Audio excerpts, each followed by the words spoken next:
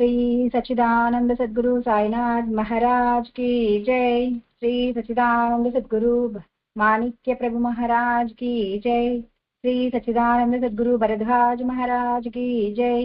गुरुदेव दत्त। सद्गुरु शिरडी साईनाथரின் ஆசிகளுடன் ஆச்சாரிய Sri எக்கிராலா Bharadwaja master அவர்களின் கண்காணிப்பில் நடந்து கொண்டிருக்கும் இந்த சத்சங்க மகா யக்ஞத்தில் நாம் ஸ்ரீ மாணிக்ய பிரபு சரித்திரத்தை கேட்டுக்கொண்டே வருகின்றோம். மாணிக்ய பிரபு அவர்கள் 3வது தத்தாவதாரம். பிரபு பிறப்பிலே ஞானி. முன்னுரையிலேயே நாம் கேட்டோம், மகான்கள் அனைவரின் ஜனனம் ஒரே மாதிரி இருக்கும். அதுக்கு பிறகு அவங்களுடைய மகிமைகள், அவங்களுடைய போதனைகள், அவர்களின் சேவை எல்லாமே ஒரே மாதிரி தான் இருக்கும். மக்களுக்காக தத்தாவதாரன் ஏன் பூமி மேல அவதரிக்கிறாங்க அப்படின்னா, மக்களை மேன்மை அடைய செய்வதற்கு. எப்ப பார்த்தாலும் இந்த லௌகீகத்துல இருக்கிற இந்த மக்களை பாரமார்த்திகமான வாழ்க்கையின் பக்கம் திருப்புவதற்காக மகான்கள் அவதரிச்சு கொண்டே இருக்கிறாங்க. அதுவும் இந்த உலகம் இருக்கிற வரைக்கும் தத்தாத்ரேயர் பூமியில பிறந்துட்டே இருப்பார் என்றது அவர் நமக்கு கொடுத்த வாக்குறுதி. அனைத்து மகான்கள் அப்படின்னாலே நிறைய அமரத்துவம் பெற்றவர்கள் அப்படின்ட்டு நிறைய பேர் நம்ம சொன்னோம், கேட்டோம். இப்போ திரு அப்துல் கலாம் ஐயா ஆகட்டும், MS அம்மா ஆகட்டும், ராஜராஜ சோழன் ஆகட்டும், இவர்கள் எல்லாருமே கூட அமரத்துவம் பெற்றவர்கள் தான். அது கேட்டோம். முந்தின வாரம் அந்த தத்தாவதாரம் இல்ல ஒரு மகான் இல்ல ஒரு படைப்பாளி, ஒரு சயின்டிஸ்ட், இந்த மாதிரி இருக்கிறவங்க நமக்கும் பிறப்பதற்கான வாய்ப்பு இருக்கு. என்ன கேட்டோம்? சுமதி தேவி அவங்க என்ன சாதனை செஞ்சாங்க? தத்தாத்ரேயரையே பெற்றெடுத்தாங்க இல்லையா? என்ன சாதனை செஞ்சாங்க? நம்மள மாதிரி சாதாரண ஒரு பெண்மணி தான் அவங்க என்ன சாதனை செஞ்சாங்கன்னா, யாரு வந்தாலும் தத்தமூர்த்தியாக எண்ணி பிக்ஷை கொடுத்தாங்க. அவ்வளவுதானே. ஆனா அந்த பாவ சுத்தி, அந்த பாவம் தூய்மையாக இருந்ததுனால அவங்க தத்தாத்ரேயரை தன்னோட மகனாக பெற்றெடுத்தாங்க. நாமளும் இதுக்கு முயற்சி செய்யணும் என்றது 2ஆம் வாரத்துல நாம் கேட்ட செய்தி. ஏன்னா ஸ்ரீபாத ஸ்ரீவல்லவரும், ஸ்ரீ நரசிம்ம சரஸ்வதி சுவாமி, அதுக்கப்புறம் ஸ்ரீ மாணிக்ய பிரபு மகாராஜ், அக்கல்கோட் மகாராஜ், பிறகு ஷிரடி சாய்நாதர், தாஜுத்தீன் பாபா, நம்மளுடைய குருமூர்த்தி ஆச்சாரியா ஸ்ரீ எக்கிராலா பரத்வாஜா மாஸ்டர், இவர்கள் அனைவரும் கூட சாதாரண தாய் தந்தையாருக்கு பிறந்தவர்கள் தான். ஆனால் அவங்க என்ன செஞ்சதுனால இப்பேற்பட்ட ஒரு மகானை பெற்றெடுத்தாங்க அப்படின்னா, ஸ்வதர்மத்தை கையாள்னாங்க என்று கேட்டோம். நாம் செய்கின்ற வேலையை திரிகரண சுத்தியாக, அதாவது மனதாலையும் வாக்காலையும் கர்மாவாலையும் திரிகரண சுத்தியாக செய்வதுதான் சுதர்மம். தூய்மையும் சத்தியமும் எப்பவுமே நமக்கு துணையாக இருக்கணும். அது இருக்கும், நாம் அதை கையாளணும். இத கேட்டோம். அதுக்கு பிறகு நம்மளுடைய முன்னோர்களை பற்றி கேட்டோம். அந்த முன்னோர்கள் கூட சாதாரணமாக நம்ம கூட வாழ்ந்த மக்கள் தான். ஆனா அந்த குடும்பம் ஒரு 3 தலைமுறைக்கு சொன்னாங்க இல்லையா? அந்த 3 தலைமுறையிலும் எல்லாருமே நற்குணங்களை பெற்றவர்கள், உதவி செய்யும் குணம் அதிகமாக இருந்தவர்கள், ஸ்வதர்மத்தை கையாளுபவர்கள் சிவ தொண்டர்கள் அப்படின்னு நாம் கேட்டோம். இப்படி இருந்தால் ஓர் மகான் நம் வீட்டிலும் பிறப்பார். நம் சத்சங்கத்துக்கு வந்தோம், சத்தங்கம் கேட்கிறோம்.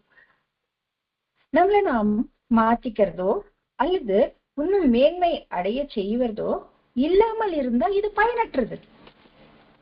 எவ்வளவு மணி நேரம் கேட்டாலும் பயனற்றது. ஏன்னா யாராலையும் மாற்ற முடியாது. அவங்களா மாறணும்னு நினைச்சாதான்.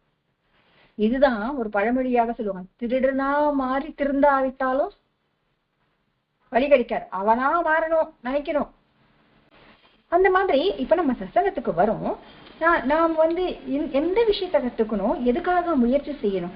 இப்ப செய்யறது இப்ப அனுபவிக்க போறது இல்ல, முன்பிரிவின் கர்மாவை தான் நாம் இப்ப அனுபவிச்சுட்டு இருக்கோம்.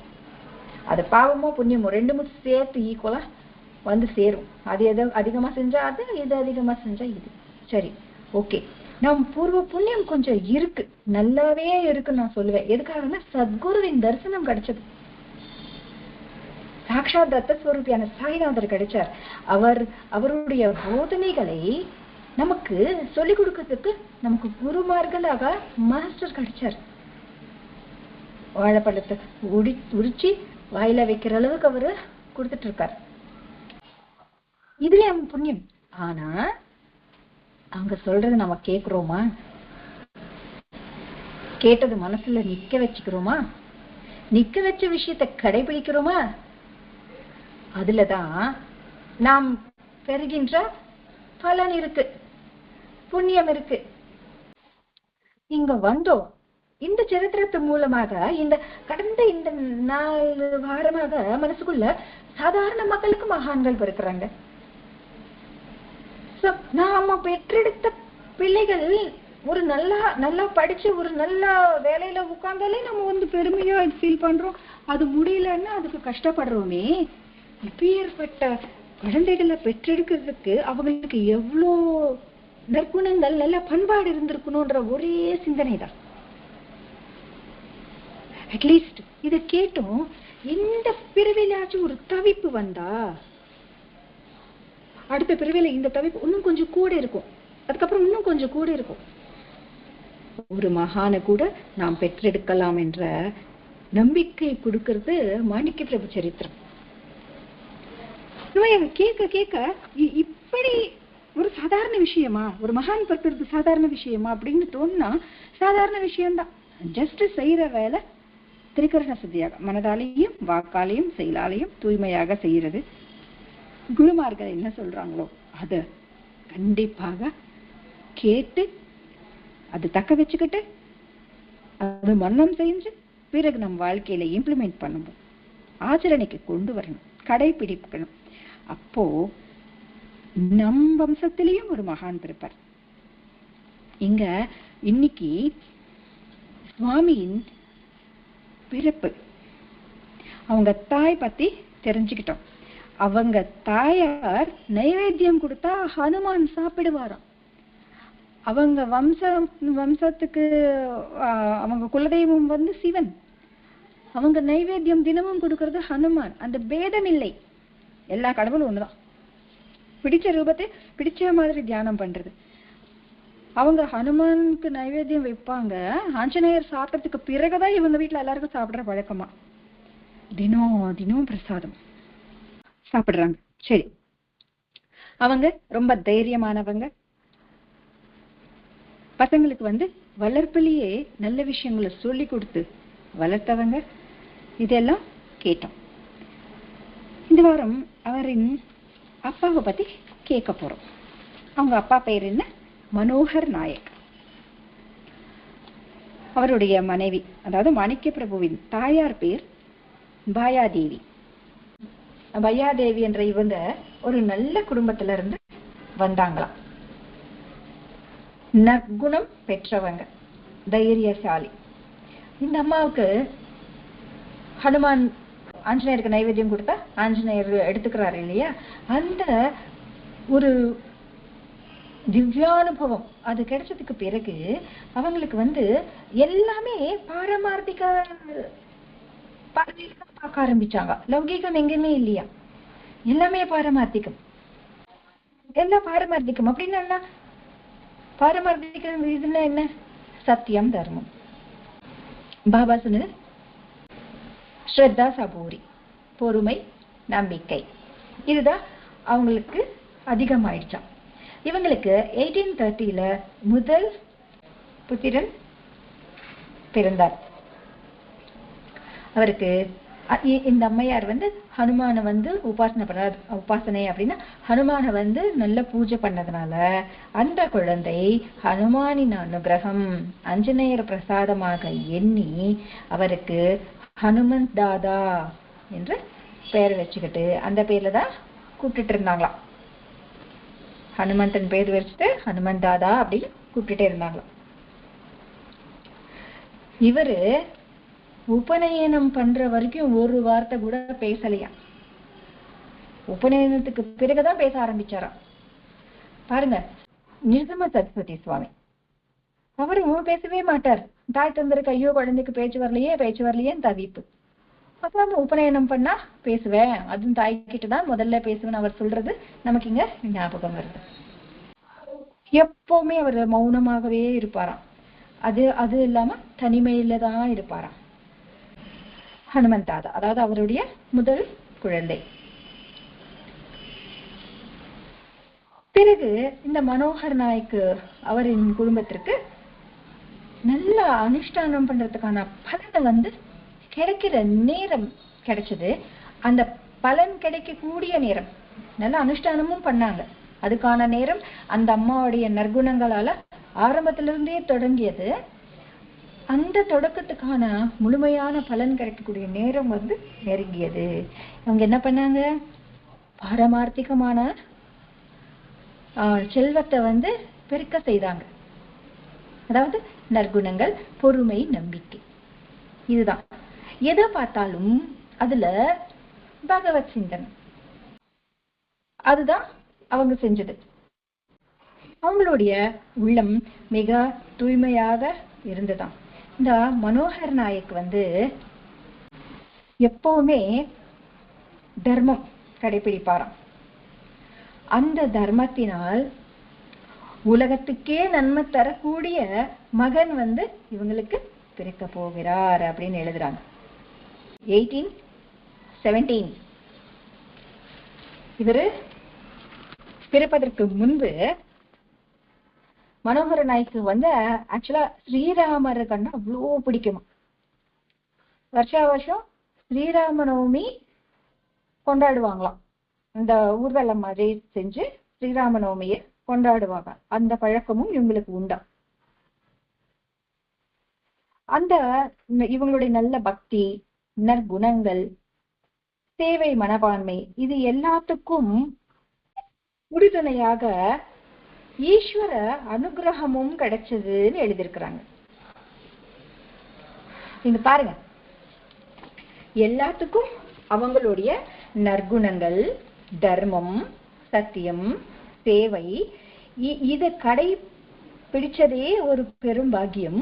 இது கடைபிடிப்பதன் மூலமாக அவங்களுக்கு ஈஸ்வர அனுகிரகமும் கிடைச்சதாம். இது பண்ணாலே போதும், தனியா பூஜைகள், நிறைய விரதங்கள் இதெல்லாம் பண்ணணும்னு இல்லை அப்படின்னு சொல்றாங்க. சாக்ஷாத் தத்தாவதாரமான ஸ்ரீ மாணிக்க பிரபு அவர்கள் இவங்களுக்கு பிறக்க போகிறாரு அப்படின்றது மனோகர் நாயக் பயம்மா அந்த தம்பதியருக்கு வந்து சுயமாக தத்தாத்ரேயர் கனவுல தரிசனம் கொடுத்துட்டு நாங்களே ஜென்மிக்க போறோம் அப்படின்னுட்டு சொல்றாங்களாம். பிறகு ராமநவமி, மாணிக் நகர்ல ராமநவமி ஊர்வலம் நல்லா ஆர்ப்பாட்டமாக பண்றாங்க. இந்த படப்பின் நேரம் பர்ஃபெக்டா இருக்கும் இல்லையா, எப்பவுமே இரவும் பகல் அப்படின்னுட்டு. அதே மாதிரி அந்த அம்மையாருக்கு 9 months 9 மாசங்கள் முழுமையாக முடிஞ்சது. 1817 மார்கசிர சுக்ல சதுர்தசி சுவாமி வந்து பிறந்தார். அவரின் பிறப்பால் மனோகர் நாயக்கருடைய குலம், அவர் நாடு, அவருடைய தர்மம் எல்லாமே இந்த உலக நன்மைக்கு வழிவகுத்தது. சரித்திரத்தில் இது ஒரு அத்தியாயமாக ஆரம்பமாச்சு அப்படின்னு சொல்லி சொல்றாங்க. பாருங்க, ஒரு மகான் ஒரு வம்சத்தில் ஜன்மித்தால் எத்தனை பேர் நன்மை பெறாங்க. அந்த வம்சத்திலேயே 24 தலைமுறை நன்மை பெறாங்கன்னு சொல்றாங்க. அவங்க மட்டுமா நன்மை பெறாங்க? அப்போ மாணிக்க பிரபு பிறந்ததுனால அவங்க குடும்பத்துக்கு மட்டுமா கிடைச்சது? அந்த ஊரு, அந்த நாடு, மற்ற வெளிநாட்டுகள்ல இருந்து கூட பூஜை பண்றவங்க எத்தனை பேர். இன்னைக்கு நீங்க எந்த நாட்டுக்கு போனாலும் அங்க பாபா கோயில் இருக்கு. அதுக்கு முன்னாடி ஏதோ ஒரு நாட்டுல பெருமாள் கோயில் இருந்துட்டே இருந்தது. எங்க போனாலும் இஸ்கான் டெம்பிள்ஸ் இருக்கு, பாபா கோயில் இருக்கு. ஒரு மகான் ஒரு இடத்துல ஜென்மித்தாலும் உலகம் முழுமையாக ஆழ்வதற்கான ஆற்றல் அவங்க கிட்ட இருக்கு. அப்படி ஏற்பட்ட மகான்களும் நம் வீட்டிலும் பிறக்கிறதுக்கான சாதனை நாம் இப்பத்திலிருந்து தொடங்க வேண்டும் சொல்றதுதான் மாஸ்டருடைய கொள்கை. நாம் நிறைய பாராயணம் செஞ்சாலே நம்ம டிஸ்ட்ரிக்ட்ல தத்தாவதாரம் பிறக்கும் மாஸ்டர் சொல்லிருக்கிறார். இத்தனை மகான்களை பெற்றெடுத்த பூமி இது. அத்தனை மகான்களை நம்ம போற்றுகிறோம். ஆனா அவங்க தாய் தந்தையரை பார்க்கணும். காந்தி அவங்க தாய், வீர சிவாஜியின் தாய், விவேகானந்தரின் தாய் புவனேஸ்வரி. அவங்க எவ்வளோ தீவிரமான சுதர்மத்தை கையாண்டு பக்தியோட இருப்பதனால் இப்படி ஏற்பட்ட குழந்தை அவங்களுக்கு பிறந்தது. நம்ம அந்த குழந்தைய பாக்குறோம், இப்படி ஏற்பட்ட குழந்தை நம் வீட்டிலோ இல்ல நம்ம வயிற்றுல பிறக்கணும்னா நாம் என்ன செய்யணும்? அதுதான் மாஸ்டர் நமக்கு சொல்லி கொடுக்கிறார்.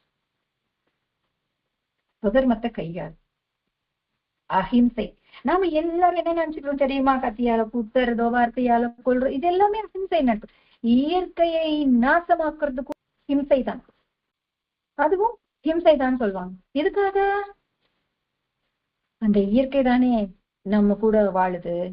நம்ம வாழ வைக்கிறதுக்கு இயற்கை கூட நாம் இருந்தா தானே முடியும்.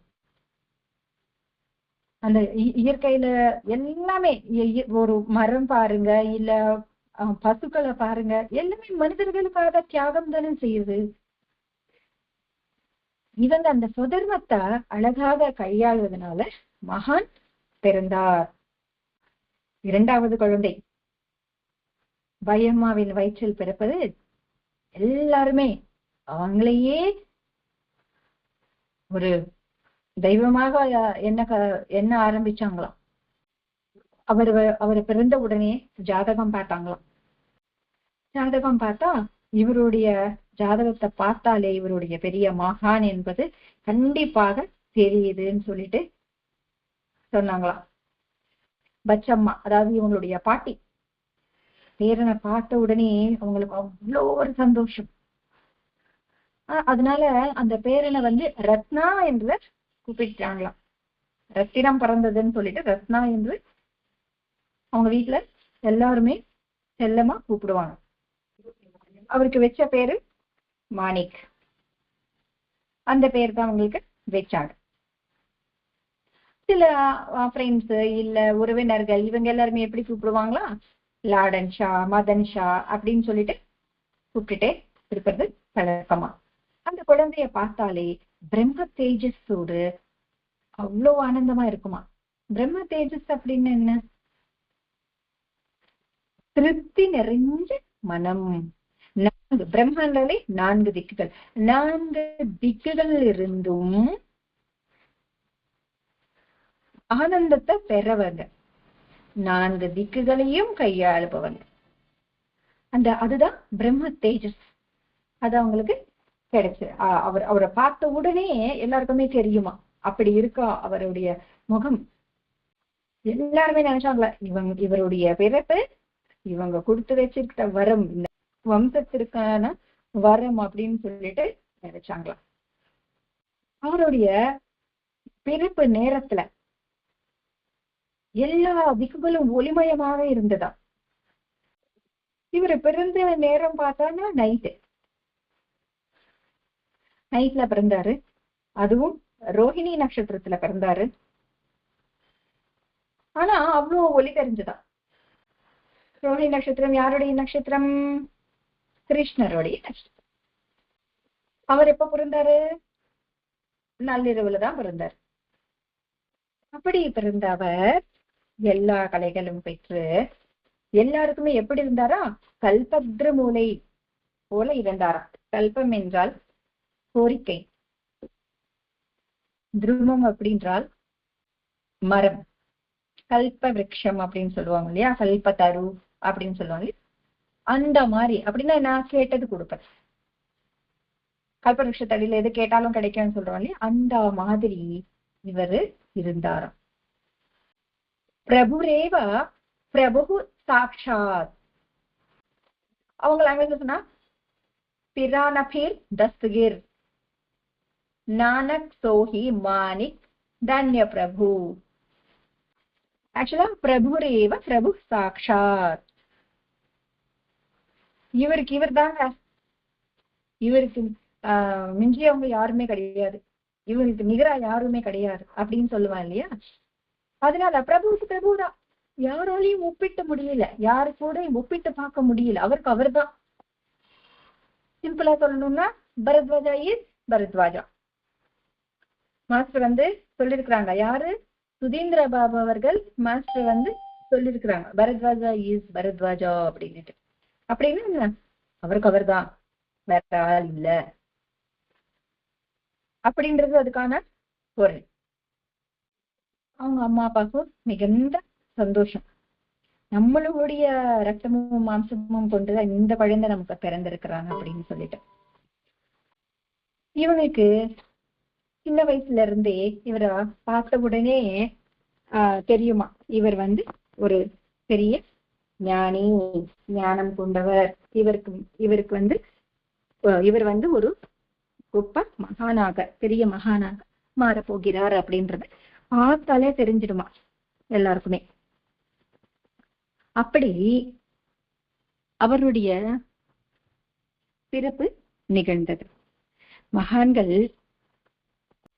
பிறப்பது நம்மை மேன்மை அடைய செய்வதற்கு என்று பார்த்தோம்.